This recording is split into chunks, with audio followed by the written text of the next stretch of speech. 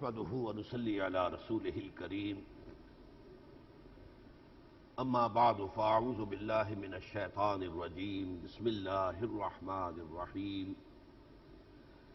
تبارك الذي بيده الملك وهو على كل شيء قدير الذي خلق الموت والحياة ليبلوكم أيكم أحسن عملا وهو العزيز الغفور الذي خلق 7 سماوات طباقا ما ترى في خلق الرحمن من تفاوت فارجع البصر هل ترى من فطور ثم ارجع البصر كرتين ينقلب إليك البصر خاسئا وهو حسير إلى قوله تعالى قل أرأيتم إن أصبح ماؤكم غورا فمن يأتيكم بماء معين صدق الله العظيم رب اشرح لي صدري ويسر لي أمري واحلل عقدة من لساني يفقهوا قولي اللهم ربنا ألهمنا رشدنا وأعذنا من شرور أنفسنا اللهم أرنا الحق حقا وارزقنا اتباعه وأرنا الباطل باطلا وارزقنا اجتنابه اللهم وفقنا لما تحب وترضى اللهم ارحمنا بالقرآن العظيم واجعله لنا إماما ونورا وهدى ورحمة اللهم ذكرنا منه ما نسينا وعلمنا منه ما جهلنا وارزقنا تلاوته آناء الليل وآناء النهار واجعله لنا حجة يا رب العالمین آمین۔ حضرات، یہ جو سلسلہ درس کا کراچی میں ماہانہ چل رہا ہے، اس میں مجھے ہر بار یہ الجھن پیش آتی تھی کہ اس بار کن آیات کا انتخاب کروں درس کے لیے۔ ظاہر بات ہے کہ ایسے مواقع کے لیے عام طور پر خیال ہوتا ہے کہ قرآن حکیم کے جو بہت جامع مقامات ہیں، دعوت اور نصیحت کے اعتبار سے بھی اور تحریک اور اللہ کے دین کی اقامت کی جد و جہد کے اعتبار سے بھی، تو انہی کا درس دیا جائے۔ لیکن یہ مقامات وہ ہیں اکثر و بیشتر کہ جن کا میں نے درس بارہا دیا ہے، متعدد بار دیا ہے، مختصر بھی دیا ہے، بہت طویل بھی دیا ہے۔ اس سے لیے طبیعت میں کوئی تھوڑی سی رکاوٹ ہوتی تھی کہ اب پھر وہی بات دہرائی جائے، لہذا میں نے اس مرتبہ یہ طے کیا ہے آج سے کہ یہ جو آخری 2 پارے ہیں قرآن حکیم کے، جو عام طور پر نمازوں میں پڑھے جاتے ہیں، فجر میں عام طور پر یہ 29واں پارہ اور پھر 30ویں پارے کی ابتدائی صورتیں، اور باقی مغرب اور عشاء کی نمازوں میں جو ہے آخری پارے کی جو چھوٹی صورتیں ہیں ان کی تلاوت ہوتی ہے، تو اس کا سلسلے وار درس ہوگا۔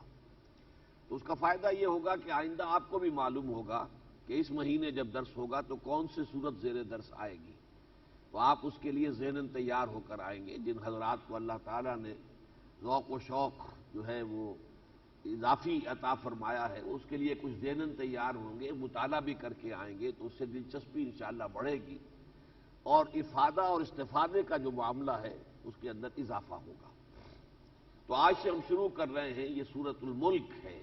ایک بات نوٹ کر لیجئے، یہ اس سے پہلے کئی مرتبہ میں نے واضح کی ہے، قرآن حکیم کی ایک تقسیم تو ہے 7 منزلوں کی، انہیں 7 احزاب بھی کہا جاتا ہے، لیکن 7 منزلیں ہمارے ہاں عام طور پر ہندوستان پاکستان میں عرب ممالک میں احزاب کا لفظ زیادہ معروف ہے اور یہاں منزلوں کا۔ یہ تو ہے تلاوت کی غرض سے تقریباً مساوی حصوں میں قرآن مجید کو 7 حصوں میں تقسیم کر دیا گیا، تاکہ ایک حصہ انسان روزانہ تلاوت کر لے تو ہر ہفتے قرآن مجید کی تلاوت مکمل ہو جائے، کیونکہ صحابہ کرام کی اکثریت کا معمول یہ تھا کہ وہ ہر ہفتے قرآن مجید ختم کرتے تھے، لہذا اس اعتبار سے 7 منزلیں ہیں۔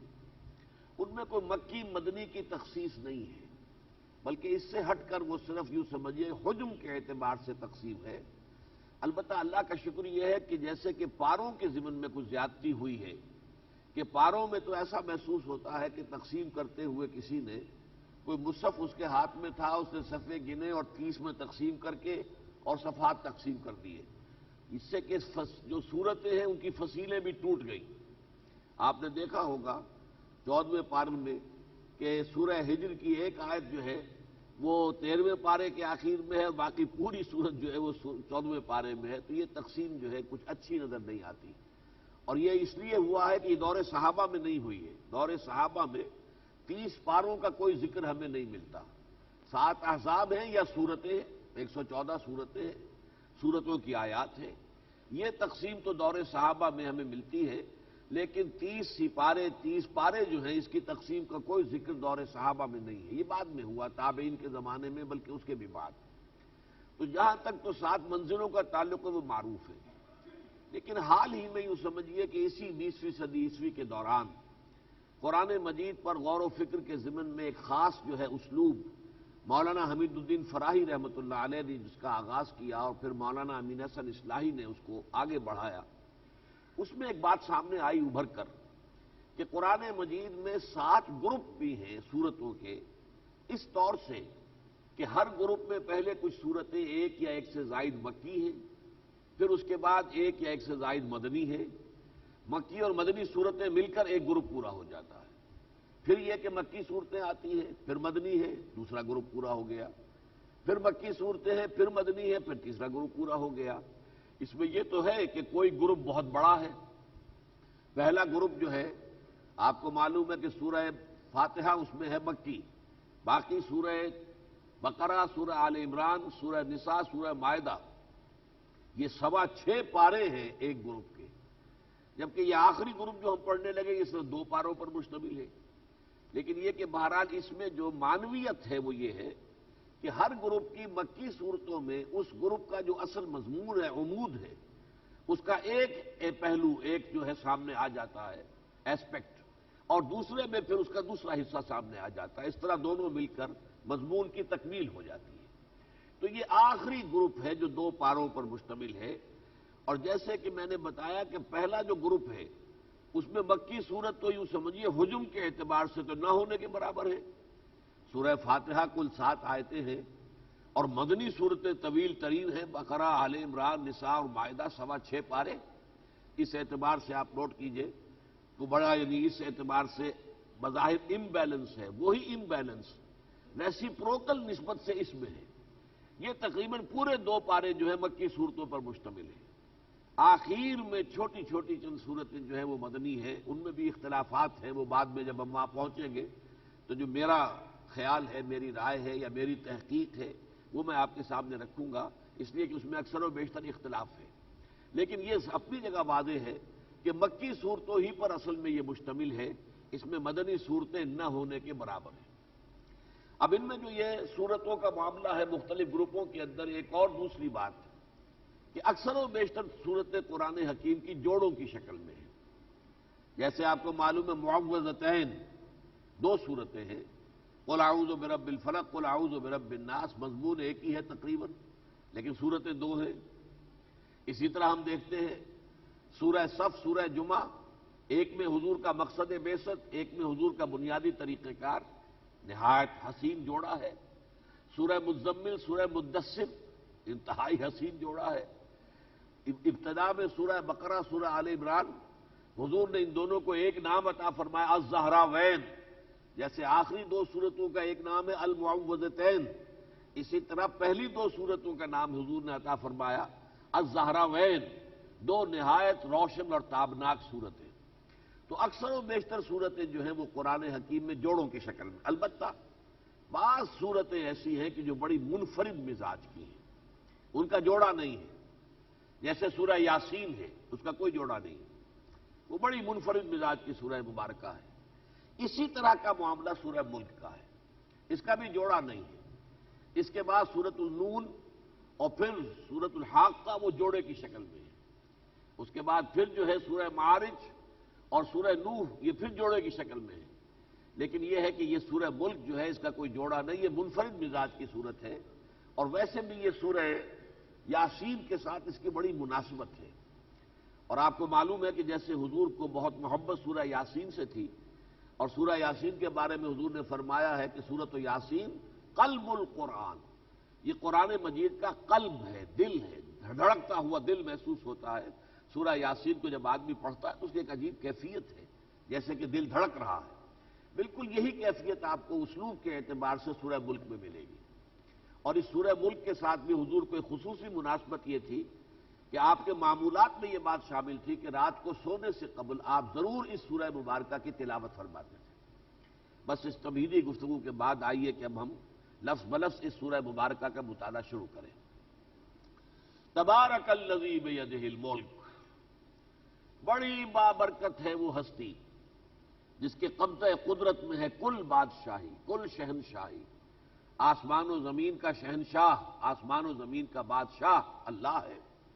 اس کے دست قدرت میں ہے، اس کے ہاتھ میں ہے کل بادشاہی کا اختیار. برکت کا تصور جو ہے عربی زبان میں وہ یہ ہے کہ کسی شے کے اندر جو خیر ہے وہ واضح ہو جائے، وہ عیاں ہو جائے. جیسے زمین کے اندر روئیدگی ہے، لیکن جب پانی اس پر پڑتا ہے، بارش آتی ہے تو وہ روئیدگی ظاہر ہوتی ہے. اس لیے اسے ماء مبارکہ کہا. پانی جو ہے بڑا مبارک پانی ہے کہ اس کے ذریعے سے زمین کے اندر جو خیر مخفی تھا، چھپا ہوا تھا، زمین میں یہ روئیدگی تھی لیکن یہ ڈورمنٹ تھی، خاموش پڑی تھی، پانی نے اس کو ظاہر کر دیا. اسی طرح فطرت انسانی میں اور قلب انسانی میں جو خیر مضمر ہے، قرآن مجید اس کو نکال کر باہر لاتا ہے. کتاب انزلناہ الیک مبارک لیدبروا آیاتہ ولیتذکر اولو الالباب. یہ قرآن بھی مبارک ہے کس معنی میں کہ یہ انسان کے اندر اس کی فطرت میں جو خیر مضمر ہے اسے نکال کر باہر لاتا ہے. تبارک کا جو ہے باب تفاعلہ، تفاعل کے وزن پر یہ مبالغے کا صیغہ ہے. اللہ تعالیٰ بہت بابرکت ہے. اول تو یہ کہ اس کائنات میں اگر کوئی خیر کہیں ہے اس کا منبع اور سرچشمہ ذات باری تعالیٰ ہے. اللہ تعالیٰ ہی کی ذات سے ظہور میں آیا ہے یہ سب کچھ، تو کل خیر جو ہے اس کا منبع اور سرچشمہ ذات باری تعالیٰ ہے. اور دوسرے یہ کہ اگر اس نے جو کچھ پیدا کیا ہے اس میں کوئی خیر ہے، اس خیر کا ظاہر کرنے والا بھی وہی ہے. تبارک الذی بیدہ الملک، اس کے ہاتھ میں اختیار ہے بادشاہی کا. اب یہ میں عام فہم الفاظ میں کہہ رہا ہوں، یہ ہمارے اس اللہ تعالیٰ کی اس کتاب قرآن حکیم کا سیاسی تعلیمات کا پہلو ہے کہ ملک، بادشاہی اللہ کی ہے. اصل میں یہ جو ہے کہ جو ساورنٹی ہے، حاکمیت، وہ اللہ کی مانی جائے. توحید کا یہ پہلو جو ہے بہت اہم ہے. توحید کا ایک اعتقادی پہلو ہے، اللہ ایک ہے اپنی ذات میں، کوئی اس کا ساجی نہیں، کوئی اس جیسا نہیں، کوئی مثل نہیں، کوئی مثال نہیں، کوئی مثیل نہیں، نہ اس کی صفات میں، نہ اس کی ذات میں، نہ اس کے اختیارات میں، نہ اس کے حقوق میں. یہ ایک عقیدے کی توحید ہے. وہی رازق ہے، وہی خالق ہے، وہی مالک ہے، وہی دعاؤں کا سننے والا ہے، وہی مشکل کشا ہے، وہی حاجت روا ہے. یہ ساری چیزیں کیا ہیں؟ یہ عقیدہ توحید ہے. توحید فی العقیدہ. توحید فی العمل کا جہاں تک تعلق ہے، اس میں سب سے پہلے جو توحید آئے گی وہ توحید فی الحاکمیہ. اس کائنات کے اندر حاکمیت کا اختیار صرف اللہ کو حاصل ہے. الملک، الملک القدوس، یہ قرآن مجید کے اندر جو آیا ہے، یسبح للہ ما فی السماوات وما فی الارض الملک القدوس العزیز الحکیم، سورہ جمعہ میں. یا جیسے کہ آیا ہے سورہ حشر میں، الملک القدوس السلام المؤمن المہیمن العزیز الجبار المتکبر. تو الملک سب سے پہلے آ رہا ہے. تو یہ بات واضح رہنی چاہیے، جیسے علامہ اقبال نے کہا کہ سروری زیبا فقط اس ذات بے ہمتا کو ہے، حکمراں ہے ایک وہی باقی بتانے آزری. لیکن ہمارے ہاں جو عام طور پر ہمارے روایتی دینی اور مذہبی طبقے ہیں، وہ توحید کے جو عقیدے والے پہلو ہیں اسے تو نمایاں کرتے ہیں. ان میں خاص طور پر جو ذوق ہے اہل حدیث حضرات کا اور جو بھی ان کے ساتھ ہم مزاج لوگ ہیں، تو توحید فی العقیدہ کی وضاحت تو خوب کریں گے، اور اس میں کوئی شک نہیں کہ صحیح کرتے ہیں، اس میں کوئی غلطی نہیں ہے. لیکن توحید عملی، جس کو کہ امام ابن تیمیہ نے توحید فی الطلب قرار دیا ہے، لا مطلوب الا اللہ، لا مقصود الا اللہ، لا محبوب الا اللہ، یہ توحید فی الطلب، اس کا عام طور پر لوگوں کے ہاں نہ چرچا ہے نہ اس کا تذکرہ ہے. بہرحال اس وقت میں نے صرف یہاں بیدہ الملک، کل بادشاہی کا اختیار اس کے ہاتھ میں ہے. وَهُوَ عَلَىٰ كُلِّ شَيْءٍ قَدِيرٌ، اور وہ ہر شے پر قادر ہے. میں نے بارہ عرض کیا ہے، پھر چونکہ دہرا رہا ہوں بات کو، کہ اللہ تعالیٰ کی جہاں تک ذات کا تعلق ہے، اس کی معرفت، اس کا کوئی تصور، اس کا کوئی علم ہمارے لیے محال ہے، ناممکن ہے. وراء الورا ثم وراء الورا ثم وراء الورا. ذات باری تعالیٰ کے بارے میں ہم کچھ نہیں جان سکتے. اللہ تعالیٰ کے بارے میں ہم جو کچھ جانتے ہیں وہ صفات کے حوالے سے.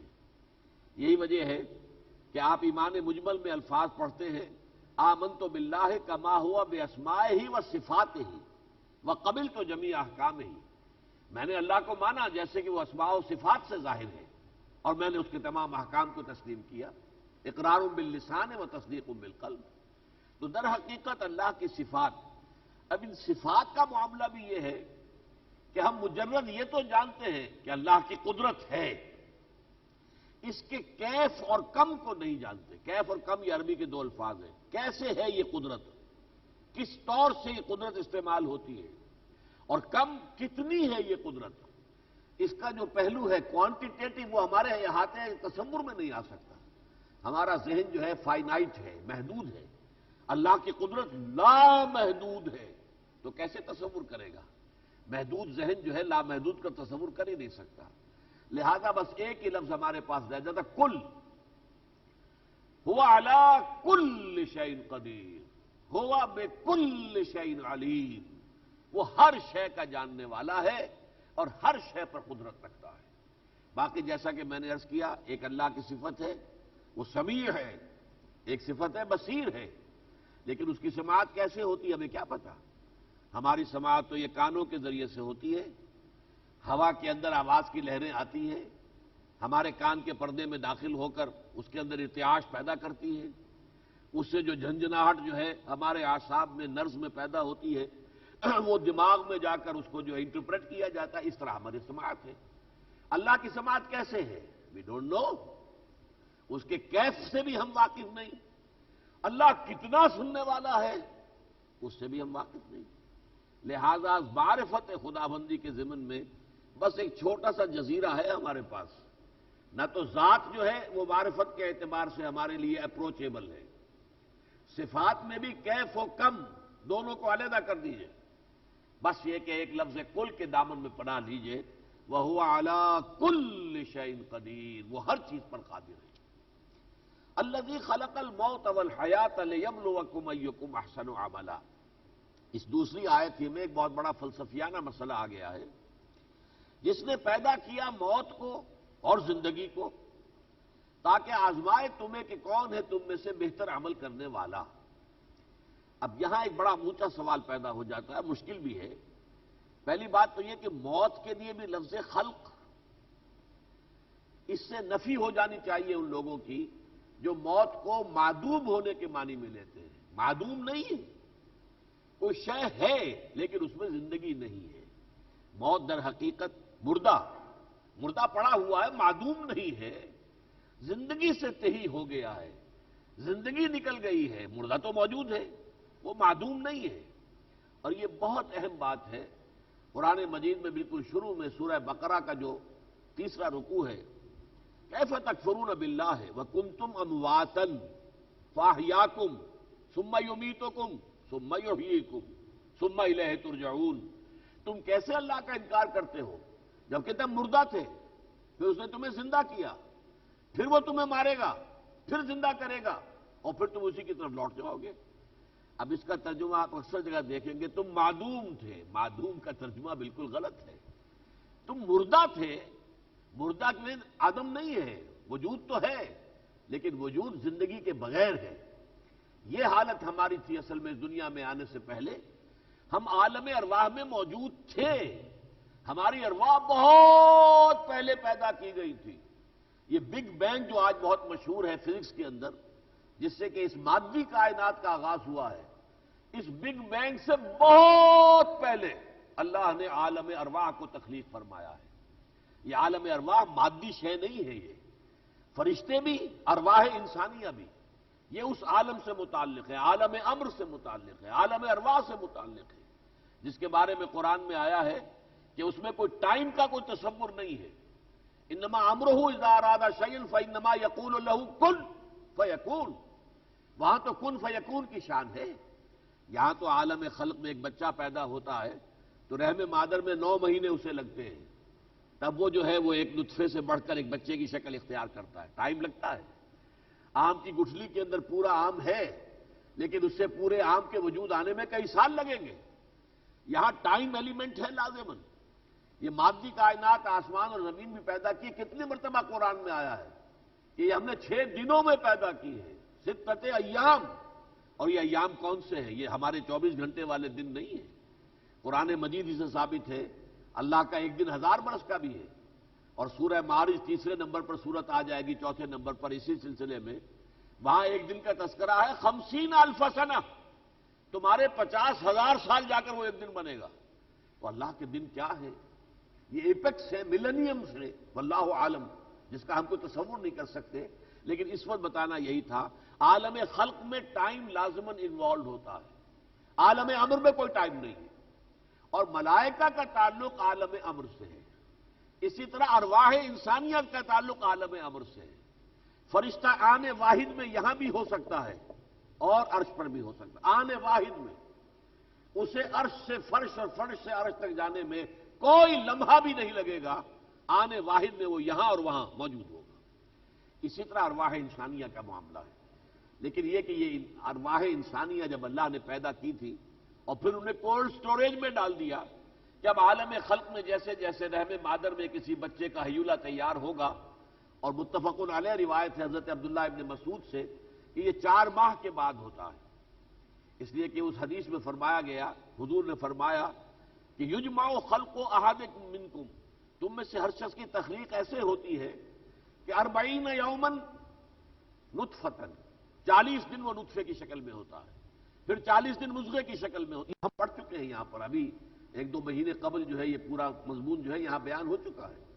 پھر 40 دن رات جو ہے وہ علقہ کی شکل میں، پھر مضغہ کی شکل میں، تو یہ 40 جمع کیجئے تو 120 دن ہوئے، 4 مہینے جب ہو جاتے ہیں، ثم یرسل الملک، پھر فرشتے کو بھیجا جاتا ہے، فینفخ فیہ الروح، وہ اس میں آ کر روح پھونک دیتا ہے، وہ کولڈ سٹوریج سے اس فرد معین کی جو روح تھی وہ لا کر اس کے اندر شامل کر دی جاتی ہے۔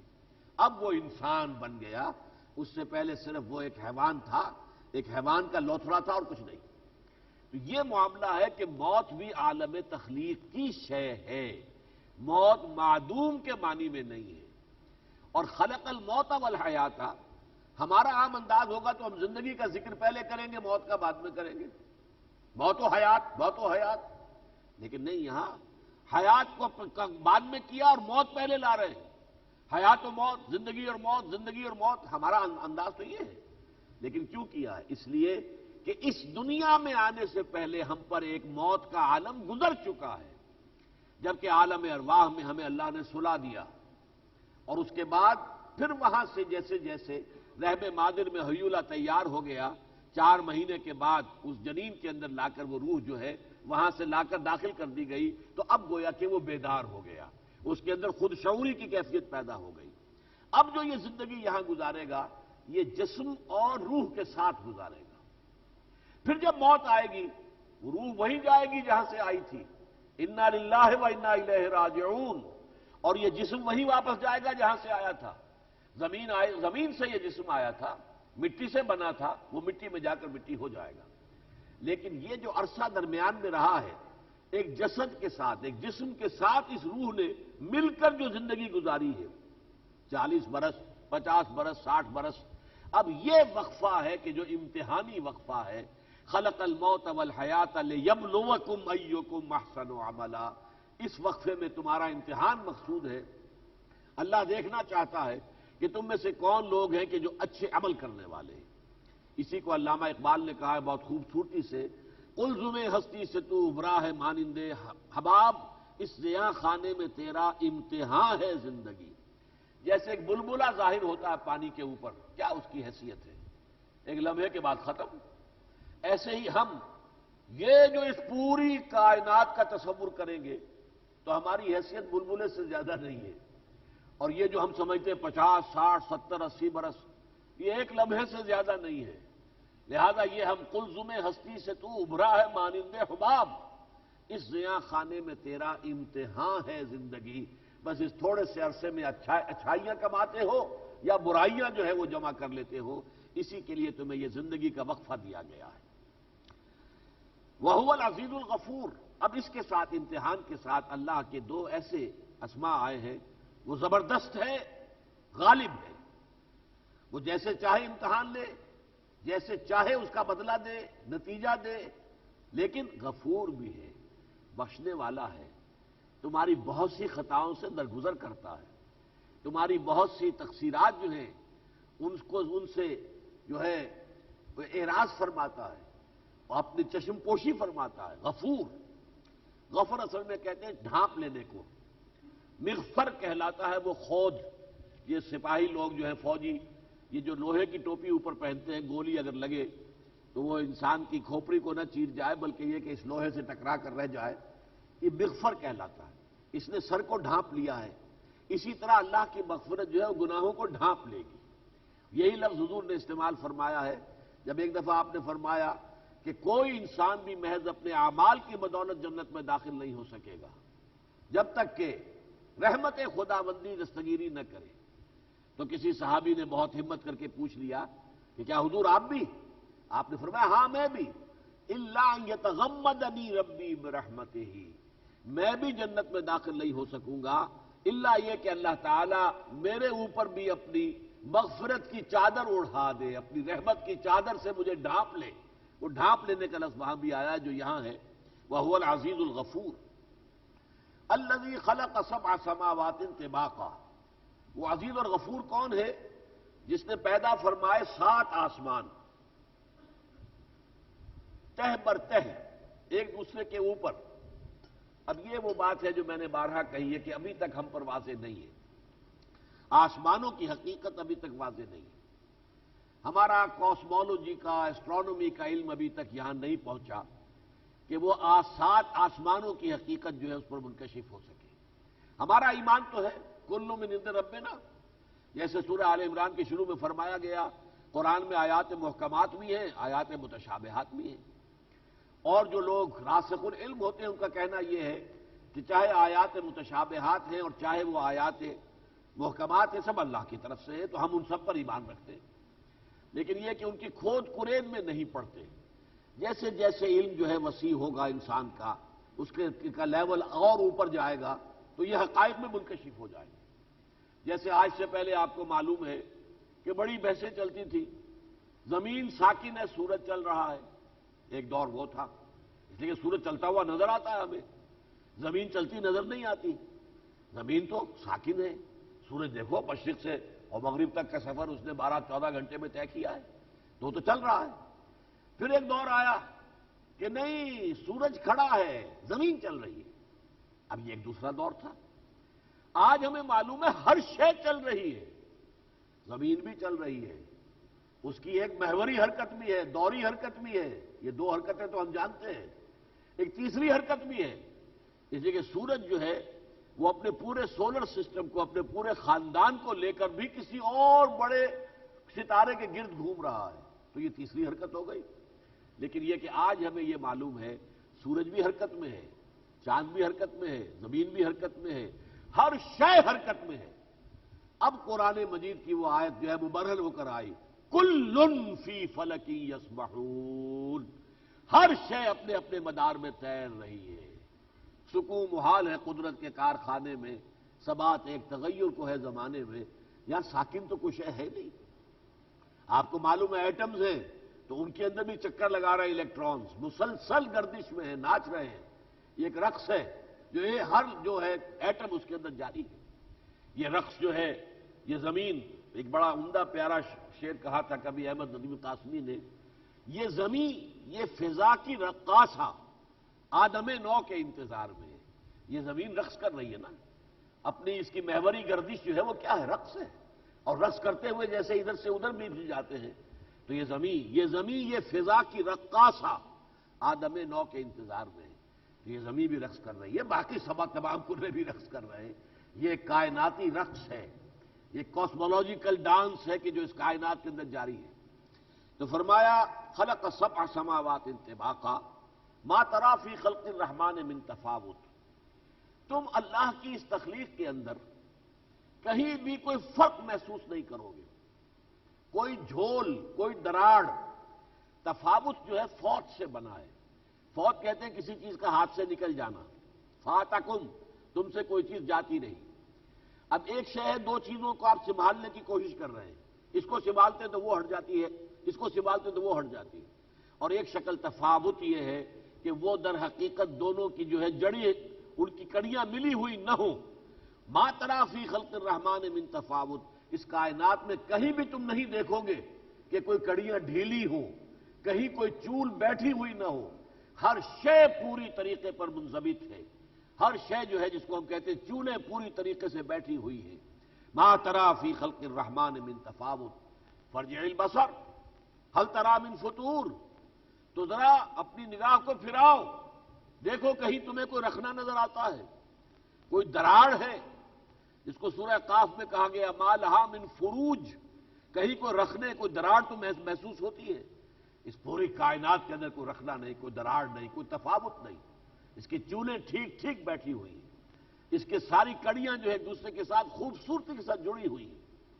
فرجع البصر هل تری من فطور، پھر دیکھو ما تری فی خلق الرحمن من تفاوت فرجع البصر هل تری من فطور ثم ارجع البصر کرتین، پھر ایک بار نہیں بار بار گلزار ہست بود کو، اس کو دیکھو اور بار بار دیکھو، اس کے ساتھ جو ہے تمہارا تعلق ہونا چاہیے۔ اس کائنات کو کھول آنکھ، زمین دیکھ، فلک دیکھ، فضا دیکھ۔ ایک تو یہ کہ ہم ہمیشہ دیکھ رہے ہیں، چلتے ہوئے آسمان کی طرف بھی نگاہ اٹھ گئی، لیکن اس وقت ہماری توجہ کچھ اور ہوتی ہے، سوچ کچھ اور رہے ہوتے ہیں، لہذا غور نہیں کرتے۔ ذرا غور کے ساتھ، تعمق کے ساتھ، تأمل کے ساتھ تم آسمان کی طرف نگاہ اٹھاؤ۔ فرجع البصر کرتین، بار بار ینقلب الیک البصر خاسئا وهو حسیر، تمہاری نگاہ تھک ہار کر واپس آ جائے گی، وہ تھکی ہوئی ہوگی، درماندہ ہوگی، اسے کہیں کوئی خلا، کوئی دراڑ، کوئی فرج، کوئی بھی کسی جگہ پر جو ہے انمل بے جوڑ والا حساب نظر نہیں آئے گا، بلکہ معلوم ہوگا کہ اس کائنات کی تمام چونیں ٹھیک ٹھیک بیٹھی ہوئی ہیں اور تمام کڑیاں ٹھیک جڑی ہوئی ہیں۔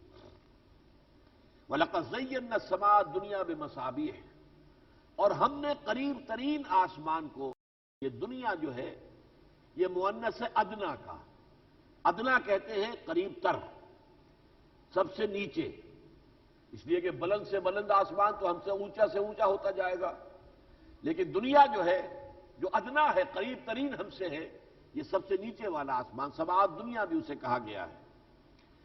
لقد زینا السماء الدنیا، یہ قریب ترین جو آسمان ہے تمہارے سے، اسے ہم نے مزین کر دیا ہے، چراغوں سے روشن کر دیا ہے۔ مصابیح، یہ ستارے جگمگ کرتے ہوئے، یہ تو تمہیں رات کو نظر آتے ہیں، یہ گویا کہ زینت ہے، زیبائش ہے، آرائش ہے، یہ گہنا ہے، یہ زیور ہے اس آسمان کا۔ وجعلناها رجوما للشیاطین، ایک فائدہ تو یہ ہے کہ تمہیں یہ زمین اپنی، اس کے اوپر جو چھت نظر آ رہی ہے وہ خوبصورت ہے، نقش و نگار ہے، بہترین جو ہے اللہ تعالیٰ نے یہاں پر نقش و نگار ان ستاروں کے ذریعے سے بنا دیے ہیں۔ دوسرا فائدہ یہ ہے کہ یہیں سے در حقیقت شیاطین کو اوپر داغی جاتی ہے، اب آپ اسے میزائل کہہ لیں آج کے الفاظ میں، وہ جس کو کہ ہم کہتے ہیں کہ یہ شہاب ثاقب، در حقیقت شہاب ثاقب اور بھی ہو سکتے ہیں، لیکن کچھ شہاب ثاقب وہ ہوتے ہیں جو جنات کو داغے جاتے ہیں، جنات کو مارے جاتے ہیں۔ اب یہاں بھی آپ کو فلسفہ سمجھنا ہوگا کہ ایک تو انسان ہے، ایک اللہ نے انسانوں سے بہت پہلے جنوں کو بھی پیدا کیا ہے، ارواح انسانیہ کے بعد، لیکن اجساد انسانیہ سے پہلے۔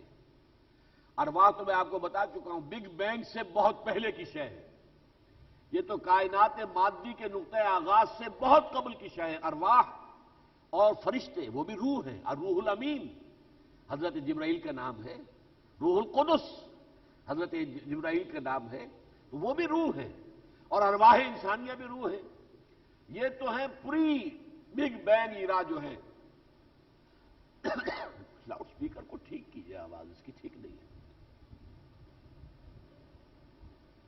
میرے گلے پر زیادہ اثر پڑ رہا ہے، لاؤڈ سپیکر کی آواز کو ٹھیک کیجئے، کون صاحب ہے اس کے انچارج؟ تو میں عرض کر رہا تھا کہ بگ بینگ جو ہے وہ تو بہت یوں سمجھیے کہ ارواح کی تخلیق کے بہت بعد کی شے ہے، وہاں سے یہ میٹیریل ورلڈ کائنات مادی کا آغاز ہوا ہے، اور یہ جو جنات کی تخلیق ہے یہ کائنات مادی کا حصہ ہے۔ تو ارواح انسانیہ بہت پہلے، پھر جنات، لیکن پھر انسانی جسم پیدا ہوئے، لہذا جسمانی اعتبار سے ہم بعد میں آئے ہیں جنات کے، روحانی اعتبار سے ہم جنات سے پہلے ہیں۔ یہی وجہ ہے کہ آپ قرآن مجید میں دیکھتے ہیں وَالْجَانَّ خَلَقْنَاهُ مِنْ قَبْلُ مِنْ نَارِ السَّمُومِ، انسانوں کو ہم نے پیدا کیا گارے سے، اور جنوں کو ہم نے پیدا کیا تھا پہلے وہ آگ کی لپٹ سے۔ وہ اس وقت پیدا کیے گئے جبکہ ابھی اس پوری کائنات میں سوائے فضائی اور ناری کروں کے اور کچھ نہیں تھا، سب ناری کرے تھے اور کچھ نہیں تھا۔ اس کے بعد تو وہ ناری کرے ٹھنڈے ہونے شروع ہوئے ہیں، ان کے درمیان فاصلے بڑھنے شروع ہوئے ہیں، ٹیمپریچر گرنا شروع ہوا ہے، پھر یہ وجود میں آئے ہیں یہ کرے کہ جو ناری نہیں ہے، زمین ہے، چاند ہے، یہ کون ہے؟ پیدا تو وہی سے ہوئے تھے، یہ بھی ابتدا میں ناری کرے تھے، ٹھنڈے ہو کر اب بھی ہمارے ہاں زمین کے اندر جو ہے گہرائی کے اندر جا کر آپ کو معلوم ہے جو لاوا نکلتا ہے کیسا لاوا ہوتا ہے، کیسا پکتا ہوا، کیسا کھولتا ہوا، کتنی حرارت اور کیسی آگ جو ہے زمین کے پیٹ میں آج بھی موجود ہے۔ جیسے انگارہ ہوتا ہے کہ اندر سے وہ جل رہا ہے، اوپر اس کے راکھ آ گئی ہے، تو در حقیقت یہ راکھ ہے جسے آپ کہتے ہیں کرسٹ آف دی ارتھ، یہ زمین کی جو ہے کا چھلکا ہے، یہ خاک اور مٹی، یہ چھلکا بھی یوں سمجھیے کہ کئی میل لمبا ہے، یہ بات دوسرا ہے، چھلکا موٹا ہے بہت، اتنا باریک نہیں ہے چھلکا۔ کل زمین کے حساب سے دیکھیں گے اس کا جو آپ کو معلوم ہے سرکمفرنس 24,000 میل ہے، تو سمجھیے تقریباً 10,000 میل جو ہے یہ ایک طرف سے دوسری طرف تک، اس کا ڈائیمیٹر 10,000 میل بنے گا۔ اس 10,000 میل میں سے ادھر ادھر 5-6 میل جو ہے کرسٹ ہے، باقی سارا کا سارا یہ کیا ہے؟ یہ آگ اندر بھری ہوئی ہے اس کے اندر آج بھی۔ تو جب یہ صرف فضائی کرے تھے، ناری کرے، اس وقت جنات کو پیدا کیا گیا۔ ان جنات کے اندر یہ صلاحیت ہے کہ یہ بغیر کسی آلے کے، بغیر کسی ذریعے کے، بغیر کسی ہوائی جہاز کے، بغیر کسی راکٹ کے، یہ اس جو کم سے کم جہاں تک میرا گمان ہے یہ جو سولر سسٹم ہے اس تک ان کی رسائی موجود ہے، اس میں یہ گھومتے پھرتے ہیں، اور انہیں کوئی ضرورت نہیں ہے، ہمیں تو بہت بڑی مشینیں بنانی پڑتی ہیں، کتنے زبردست billions and billions of dollars کا ایک راکٹ ہوتا ہے کہ اگر آپ نے خلا میں کوئی چیز چھوڑنی جو ہے پہنچانی ہے تو کتنا بڑا راکٹ آپ کو لگانا پڑتا ہے، کئی سٹیجز کا راکٹ ہوتا ہے، پہلے ایک انجن جو ہے وہ برسٹ ہوتا ہے، پھر دوسرا ہوتا ہے، پھر تیسرا ہوتا ہے۔ لیکن ان جنات کو جو آگ کی لپٹ سے پیدا کیے گئے تھے ان چیزوں کی ضرورت نہیں ہے، یہ کم سے کم میرا گمان ہے یہ کہ یہ جو سولر سسٹم ہے اس کے اندر، اس دائرے کے اندر بڑے آرام سے حرکت کرتے ہیں، اور پھر ان کے اندر جو شیاطین ہیں، سرکش جن، وہ یہ کوشش کرتے ہیں کہ عالم غیب کی کچھ خبریں حاصل کر لیں۔ اللہ تعالیٰ کے جو احکام فرشتوں کو دیے جاتے ہیں اس زمین کے انتظام کے لیے، اس کی سان بن لے لیں، کچھ وہاں سے اچک لیں کچھ چیزیں، پھر آ کر یہاں زمین میں جو یہ عامل لوگ ہوتے ہیں، کاہن لوگ ہوتے ہیں، تو ان کو آ کر بتاتے ہیں کہ اب یہ کام ہونے والا ہے، اس لیے کہ آرڈر تو ایشو ہو گیا۔ اب جیسے آپ سوچیں کہ فرض کیجئے کہ کسی شخص کے بارے میں کراچی میں کوئی پوسٹڈ ہے کوئی آفیسر، اس کے بارے میں کوئی پروموشن کا یا ڈیموشن کا یا برخاستگی کا فیصلہ اسلام آباد میں تو ہو گیا، لیکن اس شخص تک پہنچنے میں وقت لگے گا نا۔ ابھی وہ ٹائپ ہوگا، ٹائپ ہو کر پھر اس کی طرف دستخط ہوں گے، پھر وہ جو ڈاک بک ہوتی ہے اس کے اوپر اس کا اندراج ہوگا، پھر اس کو بھیجا جائے گا۔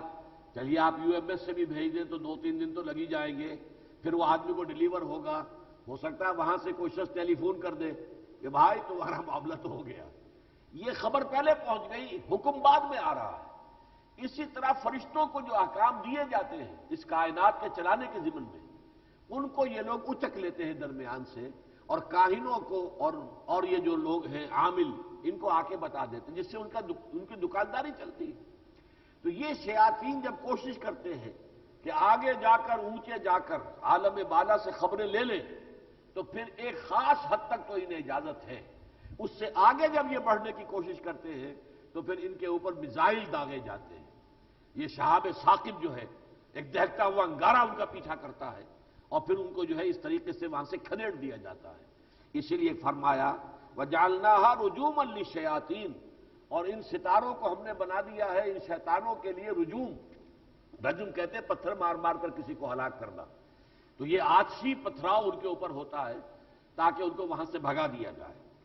وَأَعْتَدْنَا لَهُمْ عَذَابَ السَّعِيرِ، اور ان شیاطین جن کے لیے ہم نے جہنم کا عذاب، سعیر جلا دینے والا عذاب تیار کر رکھا ہے. وَلِلَّذِينَ كَفَرُوا بِرَبِّهِمْ، اب یہ انسانوں کا معاملہ آیا، اور وہ انسان جنہوں نے اپنے رب کا کفر کیا، انکار کیا، نبیوں کی بات ماننے سے انکار کیا، اللہ کے پیغام کو قبول کرنے سے انکار کیا، اللہ کی دی ہوئی راہ ہدایت کو اختیار کرنے سے انکار کیا. والذین کفروا وللذین کفروا بربہم عذاب جہنم، ان کے لیے جہنم کا عذاب ہے. وبئس المصیر، اور وہ بہت ہی بری جگہ ہے واپس لوٹنے کی.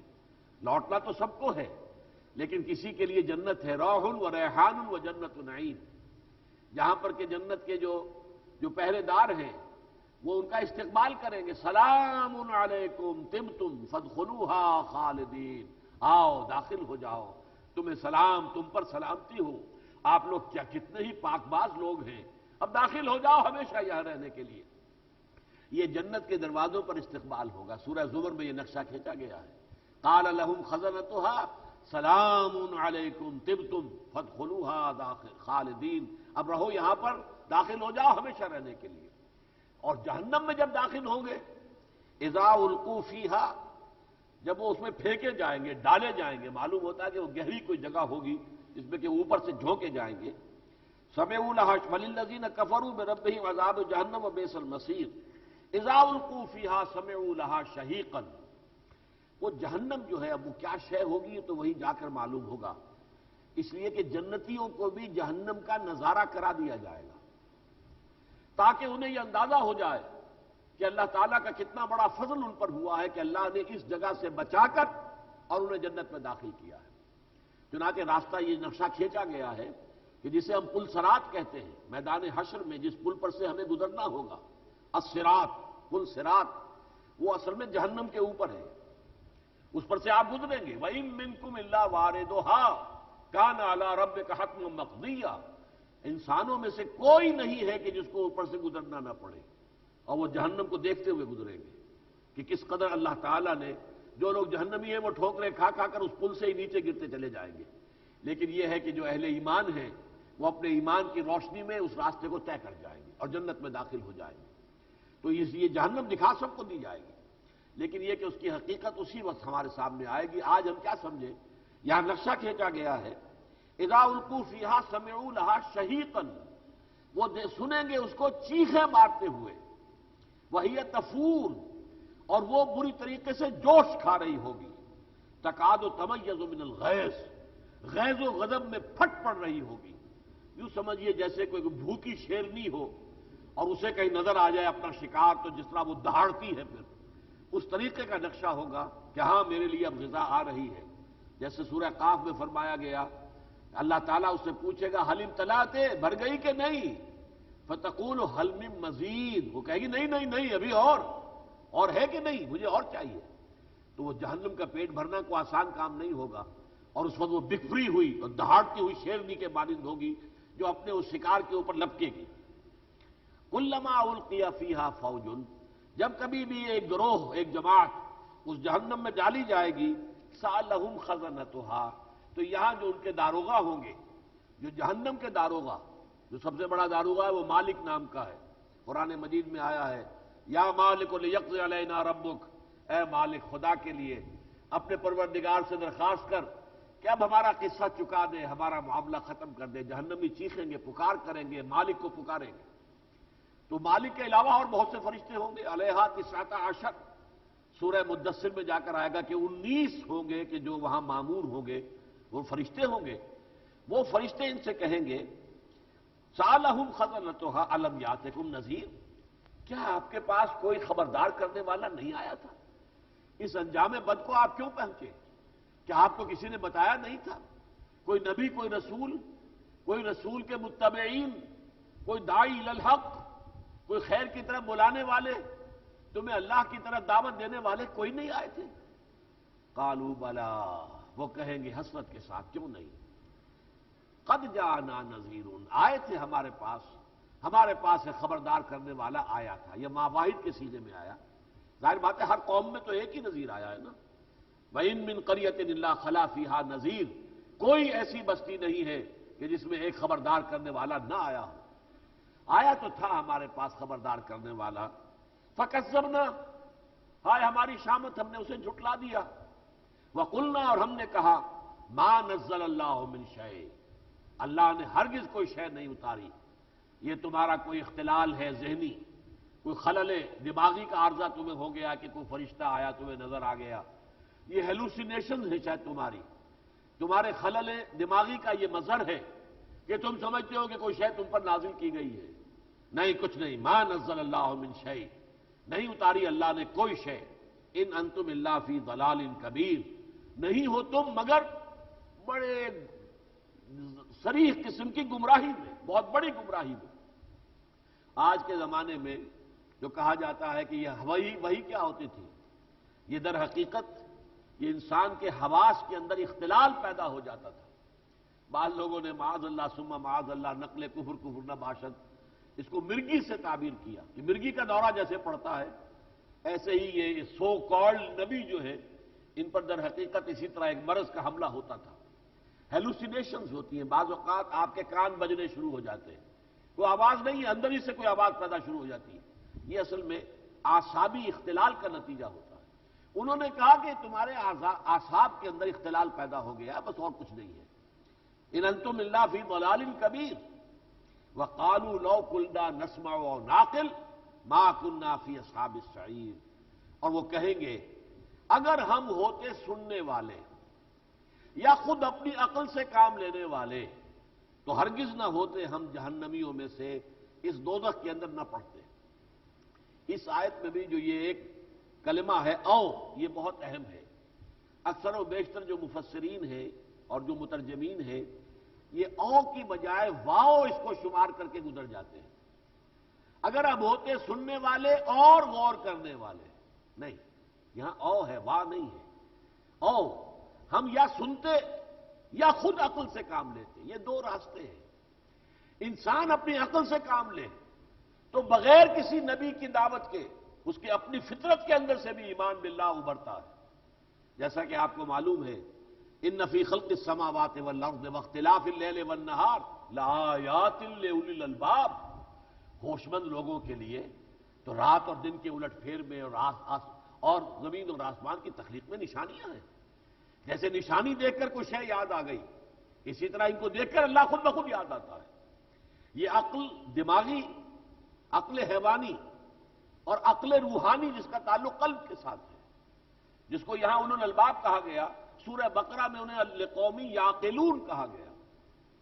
ان فی خلق السماوات والارض واختلاف اللیل والنہار والفلک التی تجری فی البحر بما ينفع الناس وما انزل اللہ من السماء من ماء فاحیا به الارض بعد موتها وبث فيها من كل دابة وتصريف الرياح والسحاب المسخر بين السماء والارض لآیات لقوم یعقلون۔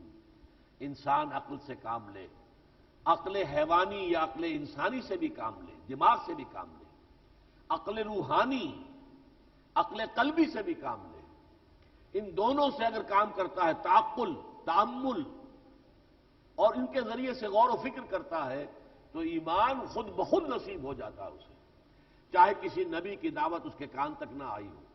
جیسے حضرت لقمان کی مثال دی گئی سورہ لقمان میں، نہ وہ خود نبی تھے نہ کسی نبی کے پیروکار اور امتی تھے، لیکن فطرت سلیمہ اور عقل سلیم کی روشنی میں جو بنیادی حقائق دین کے ہیں وہاں تک خود پہنچ گئے، توحید تک بھی رسائی ہو گئی، معاد تک بھی رسائی ہو گئی، اور یہ کہ نیکی نیکی ہے، بدی بدی ہے، خیر خیر ہے، شر شر ہے، نیکی کا چرچا ہونا چاہیے، بدی کا استحصال ہونا چاہیے، بنیادی باتوں تک رسائی ہو گئی۔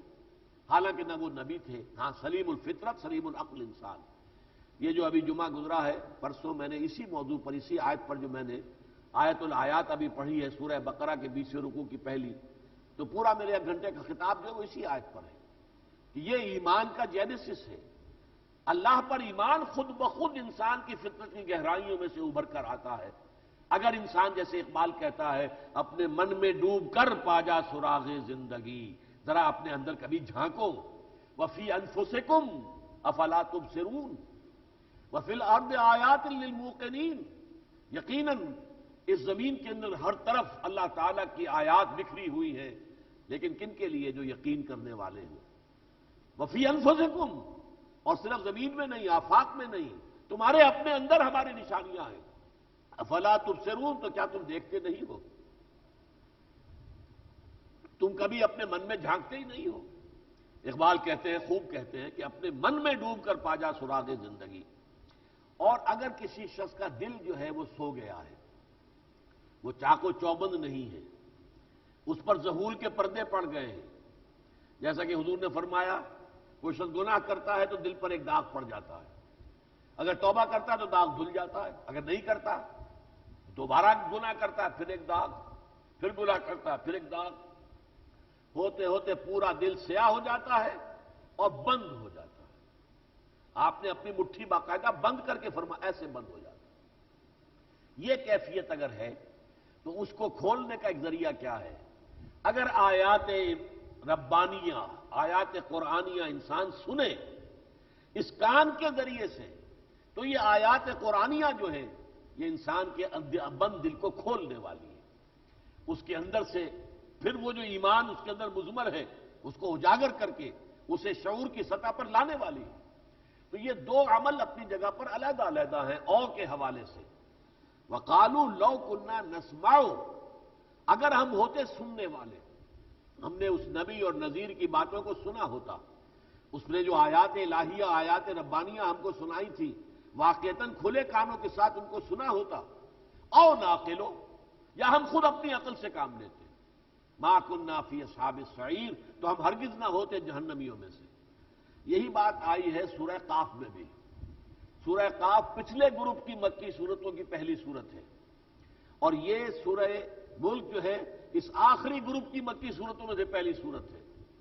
سورہ قاف بھی منفرد ہے، اس کا کوئی جوڑا نہیں ہے. وہاں 7 سورتیں ہیں وہاں مکی، 3 جوڑے ہیں، لیکن یہ کہ سورۃ الزاریات، سورۃ الطور جوڑا، سورۃ النجم اور سورۃ القمر جوڑا، سورۃ الرحمن اور سورۃ الواقعہ جوڑا. سورہ قاف اس کا کوئی جوڑا نہیں. اسی طرح یہاں بھی سورہ ملک کا کوئی جوڑا نہیں. سورہ قاف میں بھی یہ مضمون آیا، ان فی ذالک لذکری لمن کان لہ قلب او القی السمع وہو شہید. وہاں بھی او کا لفظ آیا ہے. اس قرآن مجید کے اندر تذکرہ ہے، یاد دہانی ہے ان کے لیے جو توجہ سے کان لگا کر سنیں یا ان کا دل بیدار ہو. دل بیدار ہے تو خود بخود اس کے اندر سے وہ گواہی جو ہے اللہ تعالیٰ کی وفی انفسکم افلا تبصرون، ذات باری تعالیٰ کا شعور اور ایمان، اللہ تعالیٰ کی معرفت اور اللہ کی محبت، اس کے چشمے خود بخود دل کی گہرائیوں سے ابھرتے ہیں. ورنہ یہ کہ کم سے کم یہ کہ توجہ سے کان لگا کر دھیان کے ساتھ قرآن کی آیات کو سنا جائے. ان فی ذالک لذکری لمن کان لہ قلب او القی السمع وہو شہید. وہی او یہاں ہے. وقالوا لو كنا نسمع او نعقل ما كنا في اصحاب السعیر فاعترفوا بذنبهم. پس انہوں نے اعتراف کر لیا اپنی کوتاہی کا، اپنے گناہ کا، اپنے قصور کا، اپنے جرم کا. یعنی اصل جرم کیا ہے انسان کا؟ اپنے عقل کے اوپر پردے ڈال لینا، تالے لگا دینا، کانوں کے اوپر بھی تالے ڈال دینا، کانوں سے کہیں اللہ کا کلام کانوں کے راستے سے گزر کر دل میں داخل نہ ہو جائے، یہ ہے جرم. دل پر تالے لگا دینا، یہ لفظ قرآن مجید میں آیا ہے. افلا یتدبرون القرآن ام علی قلوب اقفالها. کیا یہ قرآن پر تدبر نہیں کرتے، غور و فکر نہیں کرتے، یا ان کے دلوں پر تالے پڑ گئے ہیں کہ دل کان کے راستے سے قرآن داخل ہو کر بھی دل میں داخل نہیں ہو سکتا، اس لیے کہ دل پر تالا لگا دیا گیا ہے. تو ان فی ذالک لذکری لمن کان لہ قلب او القی السمع وہو شہید. اور یہاں بھی فرمایا وقالوا لو كنا نسمع او نعقل ما كنا فی اصحاب السعیر. تو اللہ تعالیٰ نے انسان کو جو صلاحیتیں دی، ان السمع والبصر والفؤاد کل اولئک کان عنہ مسئولا، یہ ہم نے صلاحیتیں دے کر تمہیں دنیا میں بھیجا. تم نے ان صلاحیتوں کے اوپر تالے ڈال دیے، ان کو زنگ کھا گیا. تم حیوانوں کا سب دیکھنا دیکھتے رہے، تمہاری آنکھوں نے بھی دیکھ لیا کار آ رہی ہے، اس سے بچنا ہے، ذرا ہٹ جاؤں ایک طرف کو ہو جاؤں، کتے نے بھی دیکھ لیا، وہ بھی بچ گیا۔ آپ کے اس دیکھنے میں اور کتے کے دیکھنے میں کوئی فرق نہیں ہے۔ کوئی آواز آپ نے بھی سن لی، آپ کے گھوڑے نے بھی سن لی، کوئی فرق نہیں ہے۔ لیکن اور اندرونی کان بھی اللہ نے تمہیں دے رکھے، دل کے کان، اندرونی آنکھیں بھی اللہ نے دی ہوئی ہیں تمہیں، وہ دل کی آنکھیں، ان سے دیکھو۔ دیدن دیگر آموز، شنیدن دیگر آموز، ایک دوسرے قسم کا دیکھنا سیکھو، ایک دوسری قسم کا سننا سیکھو۔ یہ ہے در حقیقت، اس لیے کہ قرآن مجید نے فرمایا فَإِنَّهَا لَا تَعْمَى الْأَبْصَارُ سورہ حج میں، وَلَٰكِن تَعْمَى الْقُلُوبُ الَّتِي فِي الصُّدُورِ، یہ آنکھیں اندھی نہیں ہوا کرتی، دل اندھے ہو جاتے ہیں جو سینوں کے اندر ہے۔ ابو جہل کی یہ آنکھ تو اندھی نہیں تھی، ابو لہب کی آنکھیں بڑی بڑی تھی، انگاروں کے مانند تھی، خود بھی سرخ و سفید جو ہے رنگت کا آدمی تھا، نہایت خوبصورت، نہایت وجیح انسان ابو لہب، تو اندھا تو نہیں تھا، ان آنکھوں کا اندھا نہیں تھا، دل کا اندھا تھا۔ تو دل کے کان اور دل کی آنکھوں سے سنو اور دیکھو۔ اور جو لوگ یہ نہیں کرتے تو ظاہر بات ہے کہ یہی ان کا قصور ہے، یہی ان کا جرم ہے، یہی ان کو گناہ ہے۔ فَاعْتَرَفُوا بِذَنبِهِمْ فَسُحْقًا لِّأَصْحَابِ السَّعِيرِ، تو اب لعنت ہے ان پر، جہنمیوں کے اوپر، ان کو دور پھینک دیا جانا ہے اللہ کی رحمت سے۔ اس کے برعکس یہ قرآن مجید کا عام اسلوب ہے، سائملٹینیس کنٹراسٹ، جب جہنمیوں کا ذکر آیا ہے تو جنتیوں کا بھی آئے گا۔ ضلالت اور گمراہی والوں کا انجام بیان ہوا ہے تو ہدایت والوں کا انجام بھی بیان ہوگا۔ ان الذین یخشون ربہم بالغیب لہم مغفرۃ واجر کبیر، اس کے برعکس وہ لوگ جو اپنے رب سے ڈرتے رہے غیب میں ہونے کے باوجود، یہ بات جو ہے ظرفیہ ہے۔ آپ یہ بھی کہہ سکتے ہیں اللہ غیب میں ہے، ہم یہ بھی کہہ سکتے ہیں ہم غیب میں ہیں۔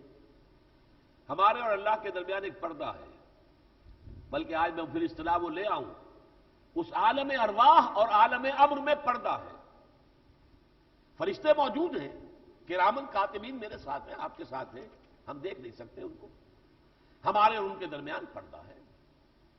تو یہ عالم غیب یا عالم امر اور عالم مادی یا عالم خلق، اس کے درمیان پردہ ہے۔ پردے کے ادھر عالم امر ہے، پردے کے ادھر عالم خلق ہے، ہم عالم خلق میں ہیں۔ اب چاہے تو آپ یہ کہہ دیں کہ وہ عالم پردے میں ہے، یا یہ کہہ دیں ہم پردے میں ہیں، تو اللہ تعالیٰ کو پردے میں کہنا مناسب نہیں ہے۔ اللہ پردے میں نہیں ہے، اللہ تو بے حجاب ہے۔ پوری کائنات یہ سارے اسی کے حسن کا مرقع ہے جو نظر آ رہا ہے۔ الظاہر الباطن هو الاول والآخر والظاہر والباطن وهو بكل شيء علیم۔ تو بہتر یہ کہ ہم پردے میں ہیں۔ 10ویں جماعت میں جو عربی کا ہمارا کورس تھا، اس میں بڑا پیارا ایک شعر تھا، اغیب وذو اللطائف لا یغیب وارجوہ رجان لا یخیب، میں غائب ہو جاتا ہوں، وہ ہستی ذو اللطائف، وہ غائب ہونے والی نہیں ہے، وہ غیب میں نہیں ہے، ہم غیب میں ہیں، ہم اوٹ میں آ گئے ہیں، ہم حجاب میں آ گئے ہیں، ہم پردے میں ہیں۔ اسی لیے میں نے بہت عرصے کے بعد آج یاد آیا ہے ذہن میں کہ یہ جو بہت مشہور کتاب ہے تصوف کی، شیخ علی حجویری، علی بن عثمان جلابی الحجویری، جو لاہور میں داتا صاحب کہلاتے ہیں، جن کا مزار ہے بہت بڑا، ان کی کتاب جو ہے تصوف کی، یہ اولین کتابوں میں سے ہے، کشف المحجوب۔ محجوب کون ہے؟ جو حجاب میں آ گیا ہے۔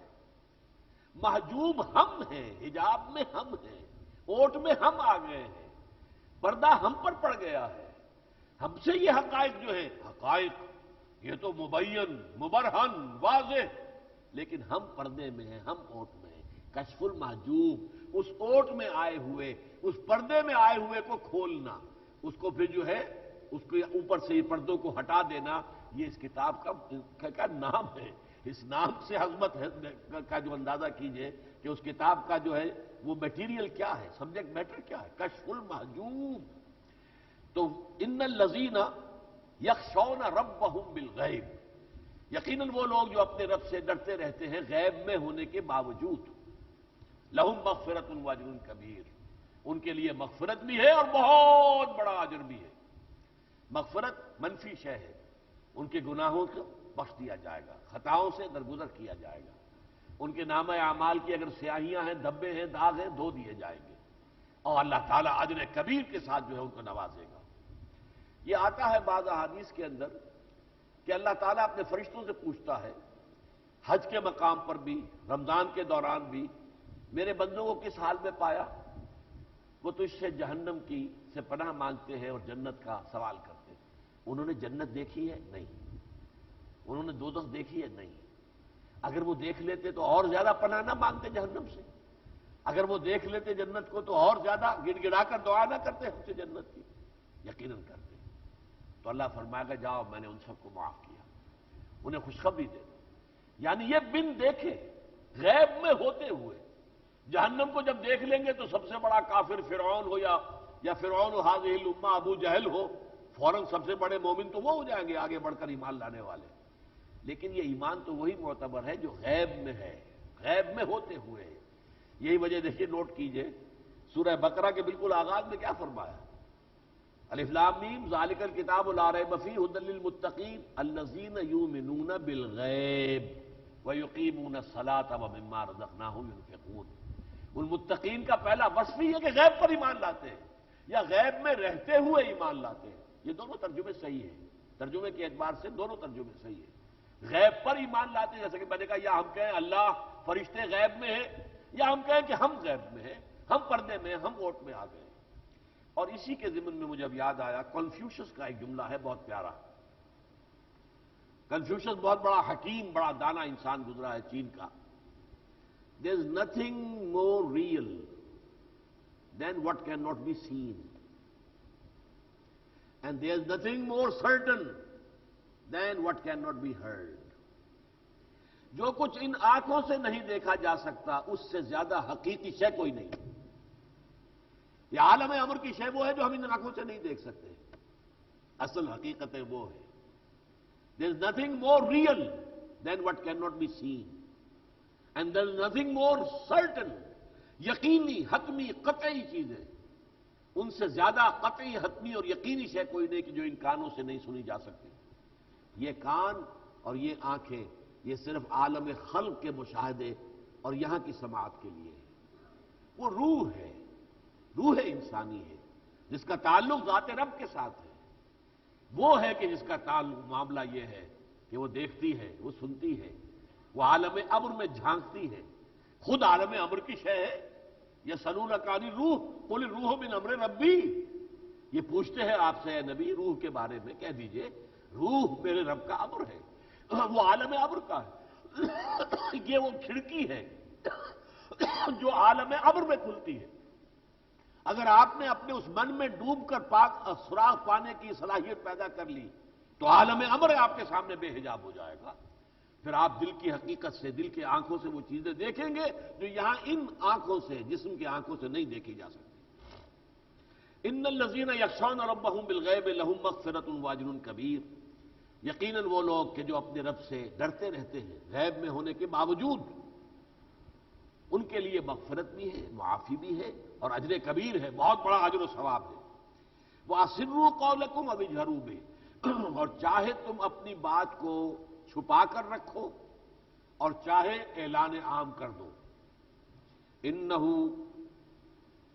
علیم بذات الصدور، وہ تو واقف ہے اس سے بھی جو تمہارے سینوں میں پنہا ہے۔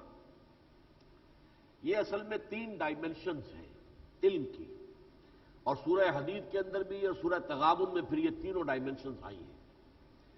ایک وہ ہے جو ہم ظاہر کرتے ہیں، میں نے کوئی بات کہی آپ سے، آپ نے کوئی بات کہی مجھ سے۔ ایک یہ ہے کہ اللہ جانتا ہے، ایک یہ میں نے اپنے اندر چھپا لیا ہے کچھ، آپ نے اپنے اندر کچھ ہے چھپا لی ہے، اللہ اس کو بھی جانتا ہے۔ ایک وہ ہے ہمارے مخفی ارادے جو خود میرے علم میں نہیں ہے۔ آج کی اصطلاح میں ہم کہتے ہیں سب کانشس مائنڈ۔ سب کانشس مائنڈ تو سب کانشس پہاڑی علاقوں میں دیکھیے، اوپر پانی نہیں ہوتا، نیچے سے پانی لے کر جاتے ہیں، چڑھتے ہیں اوپر، ساری چڑھائی پہاڑ کی چڑھتے ہیں، رہائش اوپر ہے، پانی نیچے ہے۔ یہ جو پانی کا نظام ہے، کس قدر بڑی نعمت اللہ کی، کس قدر بڑا فضل اللہ کا، اس لیے کہ زندگی کا تو مبدا پانی ہے۔ در حقیقت زندگی کا مبدا، جہاں سے زندگی کا آغاز ہوا، وہ پانی ہے۔ مادہ تخلیق مٹی ہے، منبع حیات پانی ہے۔ مٹی اور پانی جب مل کر گارا بنے ہیں تب یہ حیوانات ارضی کا سلسلہ شروع ہوا ہے۔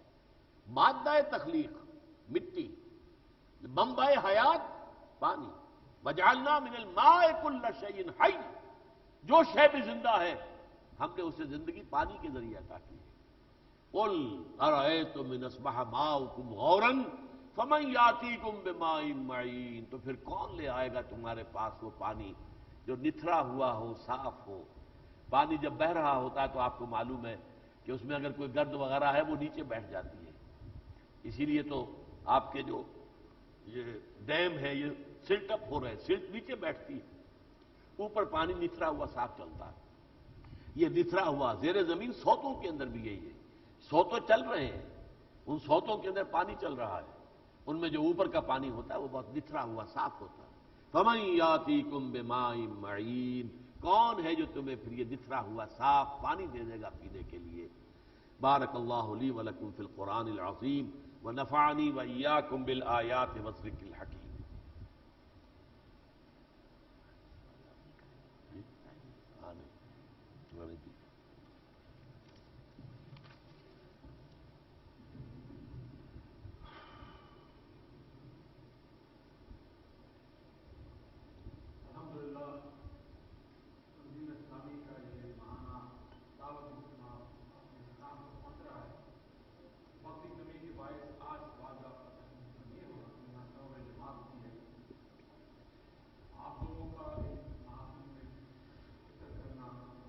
ایک سوال جو رات ایک صاحب نے وہاں پیش کیا تھا، اگر وہ یہاں آئے ہوں تو ان کے سوال کا جواب دینا ہم نے وعدہ کیا ہوا ہے۔ کل رات ڈاکٹر صاحب نے مادہ اپارٹمنٹ ایئرپورٹ کے پاس ایک خاور صاحب ہے یہاں پہ، خاور صاحب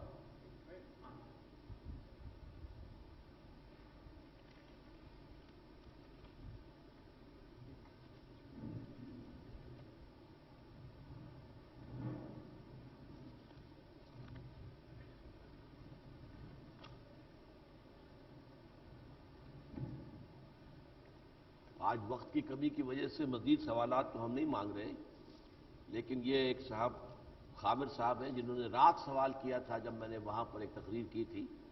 ہم نے وعدہ کیا تھا کہ کل اگر آپ وہاں آئیں گے تو آپ کے سوال کا جواب دیا جائے گا، تو مجھے یاد آ گیا، اللہ کا شکر ہے کہ ہم اپنے وعدے کو پورا کر رہے ہیں، وعدہ خلافی سے بچ گئے ہیں۔ سوال یہ ہے کہ کیا عیسائیت کی بنیاد محبت پر اور اسلام کی بنیاد خوف خدا پر ہے؟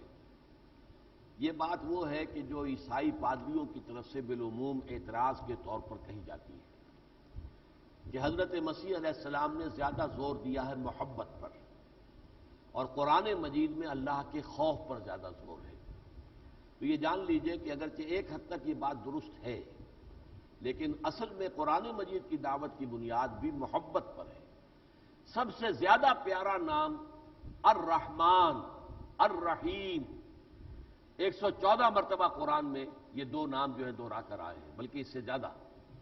تو اللہ تعالیٰ کے رحیم ہونے کا، وسعت رحمتی کل شیء، میری رحمت ہر شے کا احاطہ کیے ہوئے، وَهُوَ الْغَفُورُ الْوَدُودُ، وہ غفور ہے، ودود ہے، انتہائی محبت کرنے والا ہے۔ لیکن اصل بات یہ ہے کہ جب مزاج بگڑ گئے ہوں، معاشرے کے اندر غلطی اتنی پھیل چکی ہو کہ وہاں پر انذار ہی کی ضرورت ہو، نوارا تلخ تر میزن تو ذوق نغمہ کمیابی، جہاں یہ ذوق نغمہ نہ رہے وہاں تو تلخ باتیں کہنی پڑتی ہیں۔ لہذا وہ بگڑا ہوا ماحول جو عرب کا تھا، جہاں کوئی خیر باقی نہیں رہا تھا، اس میں اصل میں انذار کی زیادہ ضرورت تھی۔ لہذا خاص طور پر ابتدائی صورتوں کے اندر انذار، خبردار کرنا، ڈرانا اللہ کے عذاب سے، اس پر زیادہ زور ہے، یہ فی الواقع ہے، حقیقت ہے۔ لیکن یہ اصل میں نارمل نہیں ہے۔ نارمل جہاں بھی ہوگا تو وہاں اللہ تعالیٰ کی مغفرت، اللہ کی شان، اللہ کی شان ودودیت، اللہ تعالیٰ کی جو رحمت ہے اس کو زیادہ نمایاں کیا گیا ہے، اور اصل شے وہی ہے۔ کلام پاک میں خوف خدا اور اللہ سے محبت کا تذکرہ کس تناسب سے، یہ میں نے بیان کر دیا کہ یہ جو خاص طور پر مکی قرآن، اور 2/3 قرآن مکی ہے، اور جن لوگوں سے اس وقت خطاب ہو رہا تھا نہایت بگڑے ہوئے، سرکش، متمرد، اڑے ہوئے کفر کے اوپر، تو ان کے لیے تو ظاہر بات ہے دھمکیوں کی ضرورت تھی. نوارا تلخ ترمیزن چو ذوق نغمہ کمیابی، وہاں تو ظاہر بات ہے کہ پھر یہی کرنا پڑتا تھا. پھول کی پتی سے کٹ سکتا ہے ہیرے کا جگر، مرد ناداں پر کلام نرم و نازک بے اثر. تو کلمے جو ہے کلام نرم و نازک کی بجائے وہ جس کو کہا ہے حالی نے، وہ بجلی کا کڑکا تھا یا صوت ہادی عرب کی زمین جس نے ساری ہلا دی. تو وہاں انذار ہی کا رنگ زیادہ غالب ہے، اس میں کوئی شک نہیں. کیا آج کل خوف خدا کا ذکر کم اور اللہ کی محبت کا ذکر زیادہ ہو رہا ہے؟ ایسا نہیں ہے. میرے نزدیک اس وقت ہماری حالت بھی جو ہے بہت زیادہ بگاڑ کی ہے اور ہمیں بھی انذار کی زیادہ ضرورت ہے. بہرحال اللہ تعالیٰ کی رحمت پر بھی انسان امید رکھے اور اس کی بخشش اور اس کی مغفرت جو ہے اس سے بھی مایوس نہ ہو، لیکن اللہ کی طرف سے پکڑ، اللہ کا محاسبہ، اللہ کی سزا، اس کا زیادہ مراقبہ کرنے کی ضرورت ہے، اس کو زیادہ مستحضر رکھنے کی ضرورت ہے. خوف خدا سے اقامت دین یا اللہ کی محبت سے اقامت دین؟ اللہ تعالیٰ کی محبت سے اقامت دین ہوگی. خوف خدا اس میں آئے گا کہ اگر ہم نہیں کریں گے تو پکڑے جائیں گے. لیکن مثبت طور پر کیا ہے، جیسا کہ رات میں نے عرض کیا تھا اور آپ اسی کے حوالے سے بات کہہ رہے ہیں کہ جس سے محبت ہوتی ہے انسان اس کی بے عزتی گوارا نہیں کرتا، اس کے لیے غیرت ہوتی ہے، اس میں حمیت ہوتی ہے. اب اللہ سے محبت ہے تو اللہ کا دین پامال ہے، پاؤں تلے روندا جا رہا ہے، اللہ کے احکام کا استہزاء ہو رہا ہے، اس کی شریعت کی دھجیاں بکھیری جا رہی ہیں. تو اس پر آپ کے اندر اللہ کی محبت کی بنیاد پر ایک غیرت جو ہے آپ کی جاگنی چاہیے، ایک حمیت کا جذبہ جو ہے ابھرنا چاہیے تاکہ آپ اللہ کے دین کی سربلندی کے لیے تن من دل لگائیں. البتہ اس حالت میں اگر آپ یہ کام نہیں کریں گے تو پکڑ ہوگی، یہ اللہ کا خوف بھی شامل حال رہنا چاہیے. شکریہ. اب آپ بات پوری کر لیں.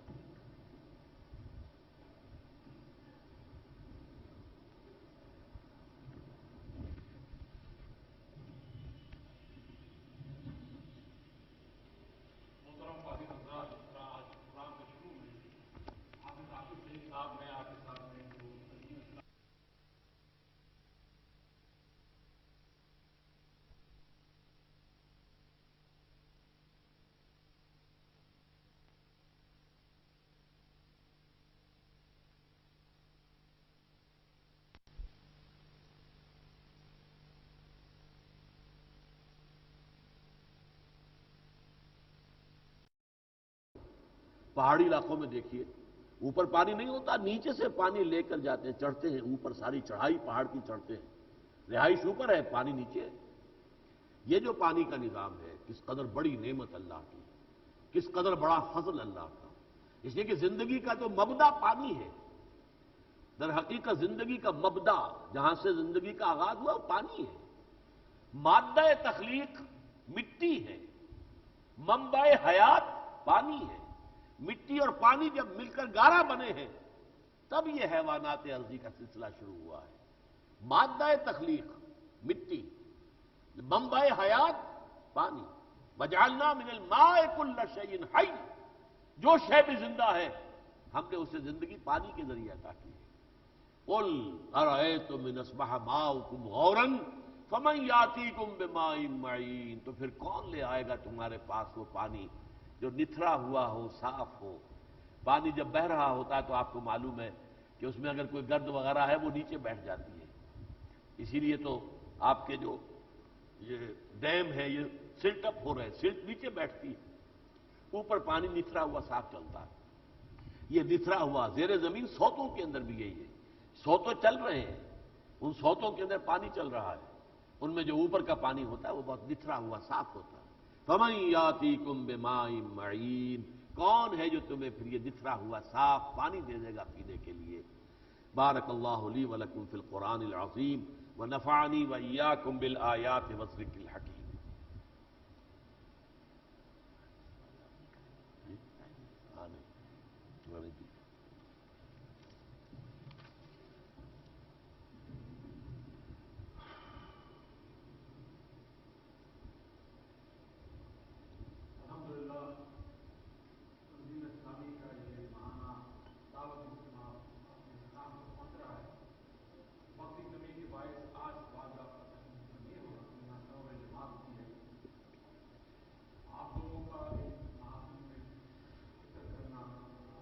ایک سوال جو رات ایک صاحب نے وہاں پیش کیا تھا، اگر وہ یہاں آئے ہوں تو ان کے سوال کا جواب دینا ہم نے وعدہ کیا ہوا ہے۔ کل رات ڈاکٹر صاحب نے مادہ اپارٹمنٹ ایئرپورٹ کے پاس ایک ہاور صاحب ہے یہاں پہ ہاور صاحب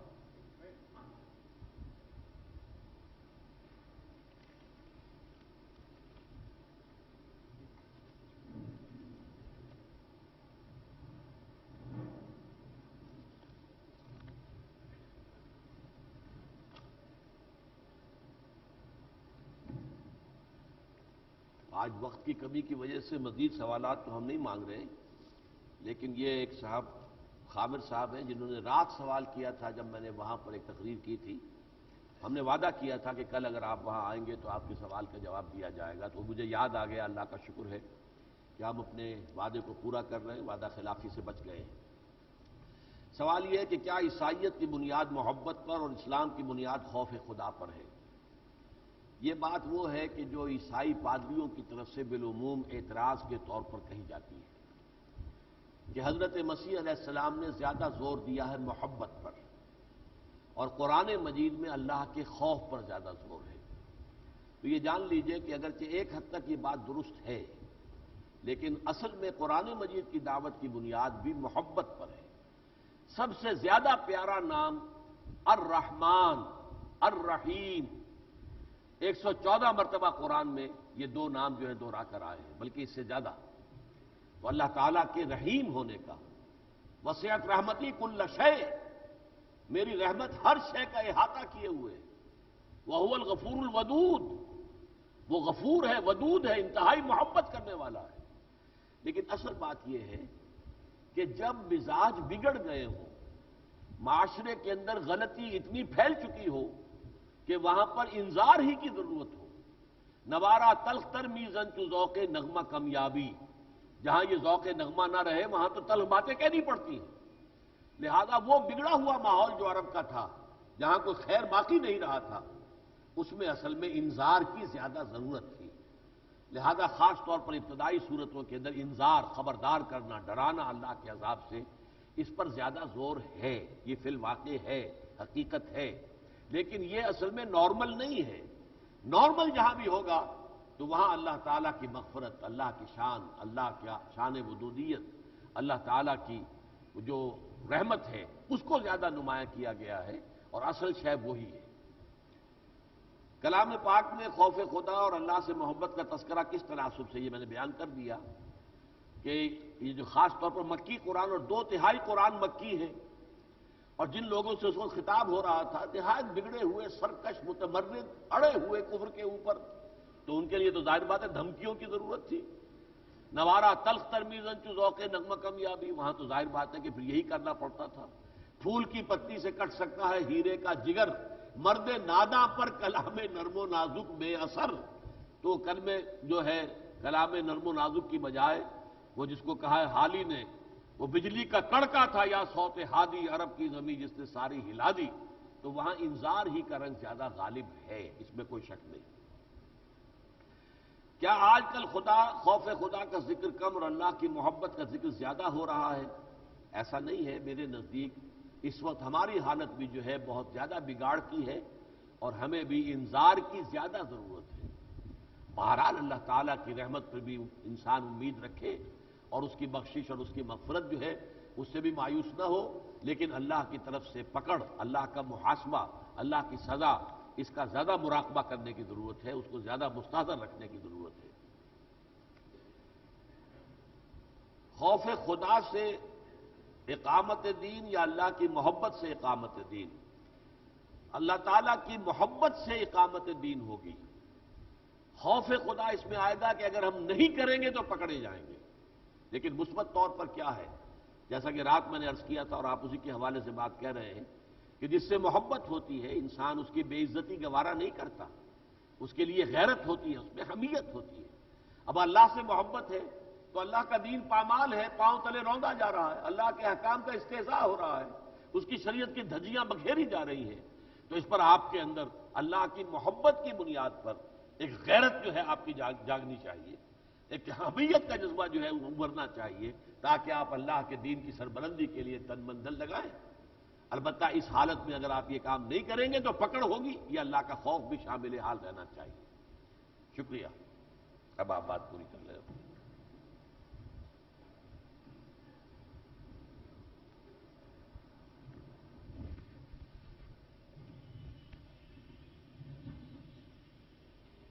محترم قاضی حضرات، آج پروگرام کے شروع میں حافظ عاقب سعید صاحب نے